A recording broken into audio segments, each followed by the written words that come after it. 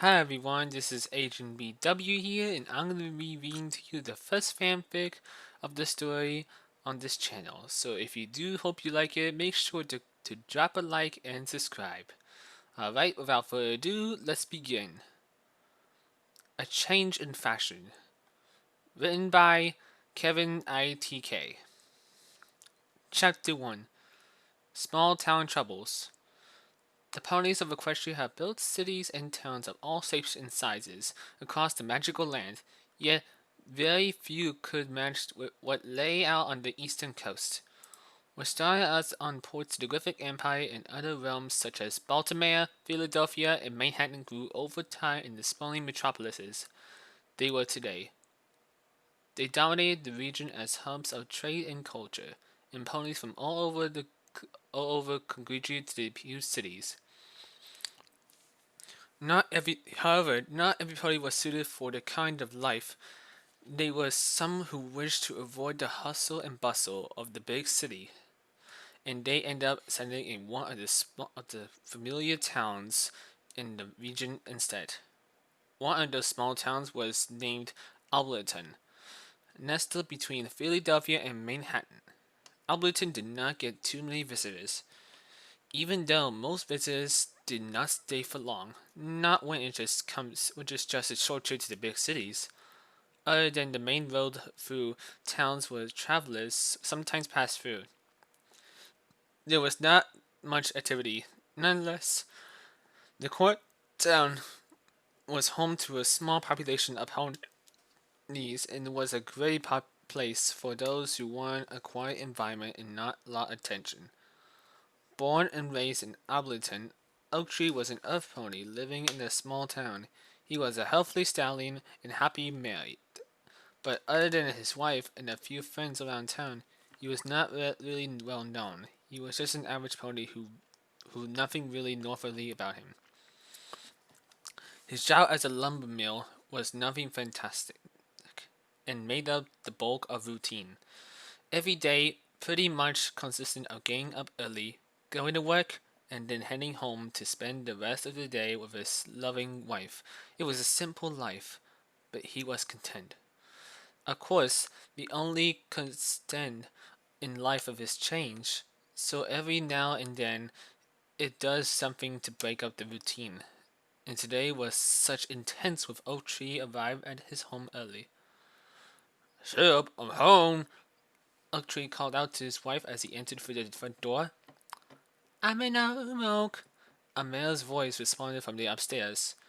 An eager grin appeared on Oak's face, and as he rushed upstairs, he paused to check himself in the mirror hanging in the hallway, making sure his dark red coat, blue mane, and his cutie mark of an axe cutting wood with it all in place. Satisfied that his appearance was in order, he continued on to the door at the end of the hall and saw his target inside. Lying on the bed was a chestnut-colored earth pony mare with a dark brown mane. Her cutie mark was a pitcher with a brown liquid, no doubt the same substance that she was named after. She was rested on her stomach, flipping through the pages of book. Oak raised an eyebrow when he caught a glimpse of the book title, The Lusty Dragon Assistant. Mentally shrugging, he pretended to have not seen it. Imhali, Xiao stated, glancing up at Oak. There was a bit of a mix-up with the equipment, so I got the rest of the day off. Oak explained. Sam nodded and turned her attention back to the book. Nice, dear. I guess you're going out again soon, so have fun. I'm going to stay here and read a bit more, if you don't mind. Oak frowned.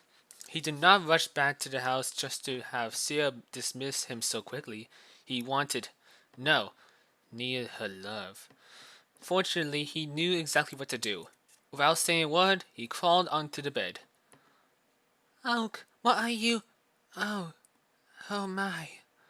Sia let out a hum of content when Oak started gently rubbing her muscle into her neck.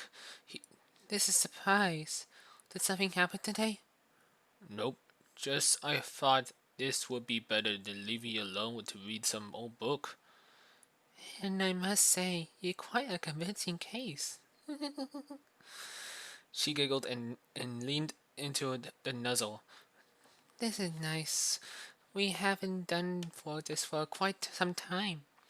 Well, today this is going to be different. Oak and Sarah continued to nuzzle, taking turns using their muzzles to explore each other's necks and faces. While it was just nice to feel the warm touch of another pony showing affection to him, Oak yearned for more. Oak closed his eyes as well, relishing in the wave of emotion washing over him. He could particularly taste the love advancing from the mare. It was like a hunger being sated, and every passing second made him feel more invigorated. It certainly has been a while since he felt this good and watched the moment that would last for a long time. Hey Sam, I got off work and find the Princess Putty Piddle. What in the hell is happening here? Oak's eyes shot wide open when he heard his voice, something that should not have been possible since the month that clearly occupied with Syrups.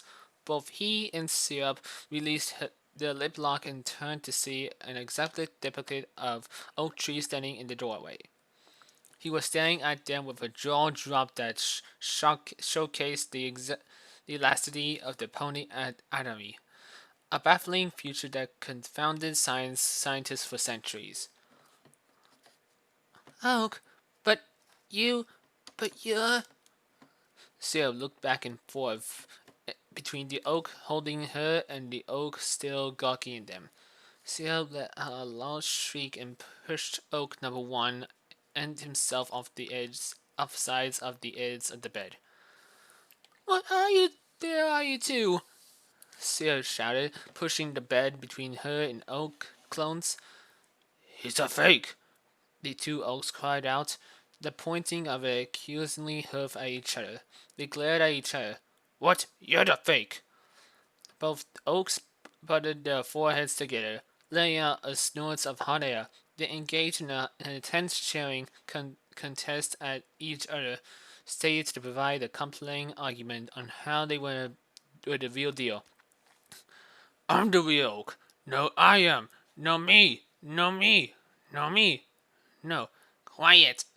The two stallions jumped in the air with a fine squeak before quickly turning to the face of swirling Syrup. Both of you, get over here now! The oak twins immediately lined up in front of the angry mare as she sat down on the bed. You two are behaving like fools. There's an easy way to find the fake one without giving me a headache. Syrup satisfied. I'll just ask a few questions the real oak should know, and whoever can answer them is obviously my husband. All right? Alright. Alright. Syrup took a deep breath and calmly smiled. This one should be easy. What is my favorite flower? One oak just stood there, while the other opened his mouth. One only to close it right away. The, the smile on Syrup's face shrunk. Okay. What is my favorite play? Again, neither oak could come up with an answer. By now, Syrup's mind had been placed with a frown. Favorite food? One one oak rubbed his back of his neck while the other one typed but failed to whistle. When's my birthday? The room started to get a bit warmer, and beads of sweat started dripping down the heads of both oaks. When's our anniversary? Both oaks remained silent, suddenly finding the interest in everyone except the mare shooting them a glare that promised holes the size of the ponies would be soon be needed. Thea let a loud groan and buried a hoof into her face. Quietly, she grumbled. I swear, the things I sometimes we have to put up with. She let out a huge sigh and looked out at the oaks with a deadpan face. What do we have for dinner 4 days ago? Oak number two quickly raised a hoof in the air and waved around like a overreacting student, answering a question. Oh, I know this one. We are my favorite vegetable lasagna. Syrup rolled her eyes. Well, at least we found the real oak, She said as she trotted up to the oak, who responded and wrapped her hooves around the stallion's neck. Syrup? Oak replied with a strained voice. I'm glad we're together again, but you're kind of hugging me a bit too tight. It's getting hard to breathe. I know, dear. I'm just letting you know we're going to spend a nice long time having the talk. The fake oak just started inching away from the couple. He was not sure what he wanted to know what was to talk. When the whimpering real oak started to get blue face and blue a little blue in his face, the clone was sure he did not want to know what was to talk. But first things first. Syrup said as he released the husband, who was taking a few gasps of air and turned his attention to the fake. Who are you and what do you want? The fake oak eyes darted around he looked for escape, but the only way was either trying to get to past the two earth ponies guarding the doorway or jumping out the second story window. The only visible option was to talk his way out. I wandered into the wrong house. That doesn't explain why they act like oak and tried to seduce me. This is all a dream. If it was, then he wouldn't be here. Hey! I'm Oak's evil twin. The second of Hood's meek faces told the imposter that he was probably running out of chances. Hold on a minute, the real Oak suddenly said. Somebody who can take like somebody else and try to pretend to be a loved one. That sounds awfully like those things that invaded Cancela a while ago. I think they were called the fake oath. Decided there was no longer any need to stick around, but the couple could react. He quickly jumped out the window with a loud crash as he shattered the glass. As the fake oak fell through the air in a green ring of fire rose from the hooves and up his body. The gaps around in the legs of red fur was replaced by glossy black carapace and a especially black horn, revealing itself on his head. On his back, a pair of insect wings sprouted from a blue shell and immediately began spinning rapidly. The creature gritted its fangs as he landed on the ground with a heavy thump, but thanks to his wings, it was able to slow down and avoid injury. Taking a look around with its featureless blue eyes, the creature knows with his few nearby ponies were gawking at it. It's a it's a changeling. It is trying to feed on us. Don't let it get away. Oh, shouted from the window. They yelled. That yell shook the nearby ponies out of their daze. Some backed away in fear, but the rest started approaching the changeling slowly with stern looks on their faces. Not wanting to find out what happens next, the changeling proceeds to itself to fly away, but it discarded the idea upon the sight of even more ponies arrived in the scene. If they were just earth ponies, then the changeling could easily escape, but Pegasi and unicorns were also rushing in. Even a few Pegasi would easily be able to outmaneuver the changeling in the air, and they could not get it. Then the unicorn's magic surely would. Luckily, the changelings was quick on their hoof and concocted a plan. With a mighty yell of terror, the changeling picked out an open spot in the crowd as he ran as fast as he could for its life. While it did not have a good idea what it was running it to, it figured that it would keep it in one moving direction. It would reach out the outskirts of town, and from it, it could make its way to nearby forests and hide until it was safe. A smirk appeared on the changeling's face. It silently congratulated itself on the master plan. It changed a glance between the checks and its purses, and the smirk was quickly wiped on his face. At least 10 ponies were on his tail, and judging by the pitchforks and torches they were waving, they probably were not there to talk. That is, unless it was Syrup's version of the talk. Pushing aside the question whether the ponies the standards tools of angry mobbing so fast. The changeling let out another frightened scream as it pumped its hooves even faster. Its frantically dash from freedom. It did not take long enough before the changeling lost any sense of direction except away from the angry mob. Only by consistently ducking through alleyways, dumping obstacles behind it, and probably having a lot of luck did the changeling manage to keep its distance from its forces. But it could not keep this forever. The chase lasted seemed like hours, as the running was taking a toll as the changeling could feel its stamina warming. Panting heavily, the changeling emerged from his untethered alley.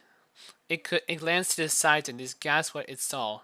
The outskirts only a block away. Not only that, but the fort was also in sight, just beyond the town border. The changeling's aging hooves were so lead that all aimless wanderings town out the better. The changeling was so happy it could not help to stop to make a delighted squeak. A pitchfork stabbing into the ground a few inches away cut the celebration short and made the changeling blanch. It was quickly reminded that it was supposed to be running for its life. Why did I have to be pitchforks? The changeling screamed as it shortly distorted by a musky female voice. Why can't it be something like pillows or plushies? With a second wind pumping through her body, partly delivered from the seeing her goal and partly delivering from fear of sharp, pointing objects, the changing sprinted into the forest sanctuary. It did not take long enough before the changeling reached the forest, and as it soon put a couple of trees between her and the ponies, the changeling flew up in the tree canopy and landed on the big branch, seduced from the ground as the dense foliage. She held her breath as the sound of hooves stomping on the ground gained louder.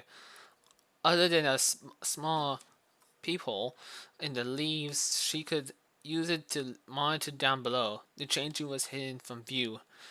As long as she stayed quiet, she would be fine. A few seconds later, the group of ponies ran straight past her spot. Remaining in her hiding spot, the changeling stayed frozen in place, even when the thundering of hooves faded away into nothing. She already made it this far. It would not hurt to stay on the ground for a bit longer. The changeling was forced on scanning the ground below, so it did not notice a butterfly fluttering around until it perched on her nose. The changeling scanned on her nose, eyeing the little bug with a quick snout. She blew the butterfly away and resumed her watch. The butterfly returned a few seconds ago, hovering in front of the changeling's vision. The changeling tried to swat the butterfly away with a hoof, but the annoying insect was unharmed when it passed through one of the holes in her hoof. The changeling eye twitched. With a loud growl, she frantically waved her hoof at the butterfly, but the tiny bug continued somehow evading all attempts at shooting it away. Having enough of the impulse insect, the changeling stood on the branch and with a cry of anger, she used both her hooves and swat the butterfly away. Only for a few seconds, swinging wildly before the changeling lost her balance. Yelping loudly, she fell around her hooves as she teetered off the edge. Out of sheer luck, a nearby branch threatened its way through one of the holes in her hoof. She was left hanging on by one leg, but at least she managed to prevent her fall. The changeling let out a loud sigh of relief, only for her eyes to pop wide open in fear and immediately clamped a hoof over her mouth. During her epic struggle, she had forgotten to stay quiet. She returned to a tense silence as her eyes darted round, her eyes perked up, scanning the area for signs of life that wanted to investigate the noise she had been making. She was so nervous. She did not dare to move, but from her precisely hanging position and even feared that her harming heart was fumbling too loudly. However, nothing came as she passed. The changeling began to calm down. The air was filled with the soft buzzing of the changeling's wings and started to untangle her hooves from the branch. However, she immediately stopped when she heard voices approaching. The same group of ponies slowly walked into view, taking with each other, talking with each other. Picking up bits and pieces of the conversation, the changeling heard the ponies were done searching and wanted to return to town. A leaf fell from the branch and Changing was hanging from, and her eyes bludgered when she noticed that the falling towards the group of ponies. She was trying to grab on, descending the doors with her free hook, but it was unable to do its restricted movement. The changeling's mouth was open in a silent scream of terror as the leaf drifted lower and lower. That one leaf would draw the pony's attention, and she would be hauled back to town. It was probably not going to be a party. Each passing second was extremely long enough as the changeling saw its doom approaching until it finally happened. The leaf landed right on top of the pony's head. The pony did not even glance up and persistently brushed off the offending otter, continuing its following fellow ponies until they disappeared from view. Even after seeing the ponies move on, the changeling remained dangling and violently, while she wondered if day events were talking. Her exhausted mind paranoid. She watched for returning ponies as well as ninja ponies trying to sneak up on her. The changelings did not know how she kept her watch, but the leg attached to the branch was becoming sore and tired. Only after what she'd feel like something, the changeling finally was convinced it was safe and let out an enormous groan of relief. She fled her horn off the branch and fell onto a nearby sturdy branch. No longer feeling for her life, the changeling started to feel the efforts of everything that happened to her today. She had an fleeing a couple's home, got a densely dose of loving has been chased through a town by an angry mob of ponies, sent who knows how long hanging from a branch, and survived an emotion roller coaster of panic and terror. All that was left was a wearily slumped down on the branch she was on. Just another day in life of glamour of the changing, the changeling murmured, and before drifting off to sleep,